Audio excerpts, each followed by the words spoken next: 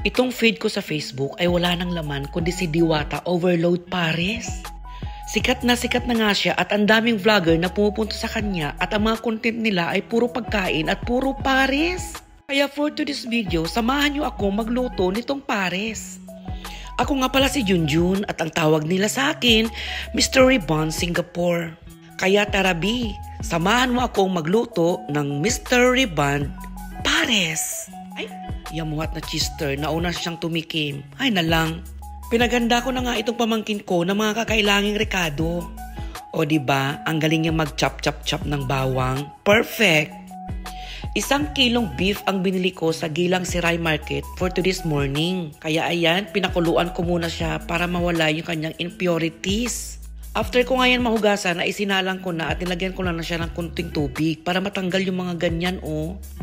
Hindi ko alam kung anong tawag sa inyo dyan, basta alam ko ang tawag dyan ay impurities. Ito yun siya B.O. Ayan. O diba pag kumulo na ay may mga lumulutang na kanya na parang ang duming tignan. After nga mapakuluan at lumabas yung mga ganyan na ay tinanggal ko na sa apoy at hinugasan ko siya B. Kasi masarap talaga ang pagkain pag malinis. Kaya umpisa na natin yung paggigisa. Ang sabi nila ay very healthy itong sunflower oil kaya yan ang ginamit kong mantika para igisa natin itong ating pares. Napakasimple lang nito B. Siyempre magigisa tayo dyan ng bawang. Huwag natin siyang masyadong susunugin. Ay ano ba yan? Kinukuha na ng heaven yung aking cellphone. Nagfa-fogs na talaga siya. Kakaaliw naman. Ayan, imikos-mikos lang natin yan and then isusunod na natin itong sibuyas. Napakamura ng sibuyas dito sa Singapore. Alam niyo ba kung magkano ang bili ko niyan? $2 lang bili ko, isang supot na. O diba, ang dami. $2 is 84 pesos in the Philippines. After nga mag-caramelize itong ating sibuyas, ay isusunod naman natin itong ating makamandag na luya. Yes, B, may luya talaga ang pares, hindi pwedeng mawala kasi minsan yung baka is medyo malansa at alam nyo bang nakakadagdag din ito ng flavor at napaka-healthy lang pati nito mga ginger. Shoutout pala sa friend ko na si Joel dahil paborito niya ang ginger. At yun na nga at isinunod ko na nga itong ating baka. Napakalinis ng ating baka B. Ay, beef pala ang tawag dyan kasi yung baka yun yung hayop. At ang beef, yung karne niya. O, diba? Tingnan nyo, B.O. Ang daming mga taba-taba. Kasi nung bumili ako niyan doon sa market, ay sinabi ko talaga sa sealer na kung pwede, ay bigyan niya ako ng mga fats. Kaya, ayan, B. Masarap kasi yung beef kapag may mga ano siya, yung mga litid-litid, yung may mga fat kasi napaka-dry naman kasi kung puro beef lang at walang fats. At nilagyan ko siya ng water from Mississippi River. Charot lang. Bali, pressure cooker pa yan pinaglutuan ko dyan B dahil ipipressurize natin siya para madali siyang lumambot. At sinunod ko na nga itong dato puti soy sauce from Servers 1. Lang. Basta, soy sauce po yung nilagay ko. And then, isusunod naman natin itong oyster sauce. Doon sa pinagpanuuran ko ng beef pares, kung paano magluto ay walang oyster sauce. Pero sabi ng pamangkin ko, lagyan daw namin dahil masarap ang luto pag may oyster sauce. At nilagyan ko na nga itong cinnamon stick. And then, star anise from the galaxy. Yes, B, may star anise po yung ating pares. Yan po talaga yung nagpapasarap at nagdadagdag ng lasa. At dinagdagan ko na rin itong paminta galing sa grinder. Char! Shout out sa mahilig mag-grinder. Bali, pakukuluan natin yan sa pressure cooker and then nilagyan ko ito ng dahon-dahon. Ang tawag nila dyan ay dahon ng laurel. Ayan. And then, lalagyan natin siya ng sugar, pang patamis. Actually, wala kaming red sugar, kaya white sugar na lang nilagay namin. May asim-asim factor kasi yung ating brown sugar. Pero dahil wala, white sugar na lang. At then, minikos-mikos na natin yan at ready na to siya para palambutin. Kung may ulang din kami dito, B, hindi pressure cooker yung gagamitin ko para masarap talaga siya. At yan, good luck na lang sa karne. Dapat lumambot yan siya ng bonggang-bongga. Yung lambot na melts from the mouth talaga. Yung hindi ka nangunguya. Char! And then, nagpakulo na rin itong pamangkin ko ng ating crabs. 1 kilo ng crabs, binili ko rin yan sa Gilang Siray Market.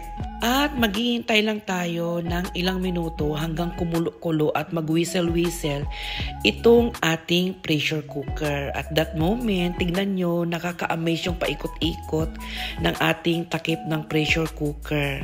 Ang sabi nila, hindi daw masarap pagluto siya sa pressure cooker. And then ito, kita nyo naman yung ating crabs. Kulong-kulo na siya. At malapit na yan maluto at masintensya na at kakainin na. And then, after 30 minutes ay pinatay ko na nga itong aming gasol. And then, hintayin lang natin na mawala yung pressure doon sa loob. Pwedeng pasungawin yan, be, pero hinintay ko talaga like maybe 5 minutes to 10 minutes. And then, iniready ko na nga itong ating sili at niready ko na itong ating slurry na cornstarch. Ayan na, be, bubuksan ko na at tcharan! Ito na yung ating beef pares. Wow, kitang-kita ko na talaga yung taba, as in, napakasarap po niyan. Nakikita ko medyo hindi pa talaga siya malambot at napagdesisyonan ko na dyan na i-anon muna natin. I-pressure natin ulit like 30 minutes dahil hindi talaga siya malambot, be. Pero bago ang lahat ng yan, titikman ko muna kung tama na yung lasa ng ating beef pares. Mainit. Ihip-ihip. Ang sarap pala talaga ng beef pares. As in, super sarap. And then, pinakuluan ko siya ng another 30 minutes at yan na ang ating beef pares. O, diba? Tignan nyo, B, o. Malambot na yan, B, dahil pinalambot nga natin ng another 30 minutes. Kitang-kita nyo, B, may sili na para medyo matamis anghang siya at medyo mapapapawis ka talaga pag kumakain ka na. And then, tinimplahan ko na nga ng tubig itong ating cornstarch para maging malapot ang sabaw ng ating beef pares. At habang nag-i-edit nga ako nitong video, medyo natatakam ako ulit dahil naaalala ko talaga na napakasarap nga nitong ating beef pares, B. Kitang-kita nyo na medyo lumapot na itong ating sabaw. Nasa sa inyo na yan, B, kung gusto nyong super lapot yung sabaw. Pero ako, okay na yung ganito consistency. Okay na yan para mahigop natin ng bonggang-bongga itong ating beef pares ala Mr. Ribbon, Singapore. Sana, B, nasundan nyo kung paano kung lutuin itong ating beef pares. Napakadali lang pala niyang lutuin, B. Kompleto ka lang sa Ricardo ay okay na. Bali, kulang na lang dyan ay yung ating fried bawang at spring onions at pwede nang lantakan itong ating beef pares. Shout out pala kay Wing Caballero dahil siya ang nag-request nito. Ayan, napakasarap na ng ating beef pares. Shout out John Mark Latorsa. Shout out din sa mga Brunatic. Shout out din sa mga pinsan ko dyan na palagi nanonood sa Bukay Pait, Tangtangan, South Cotabato. Yung aking mga uncle dyan, si Uncle Sutong na palaging nanonood. Yung aking mga nini, mga pinsan. Shout out din pala sa Kamasi Ampatuan, Maguindanao sa mga nanonood na aking mga videos. Sa aking mahal na mother at aking mahal na anak na si Boards. At sa mga kapitbahay ko dyan na nanonood. Hello! At this moment nga, titikman na natin ang aking version ng beef pares dito sa Singapore. As in, tatawagin ko itong Mr. Ribbon Singapore Pares.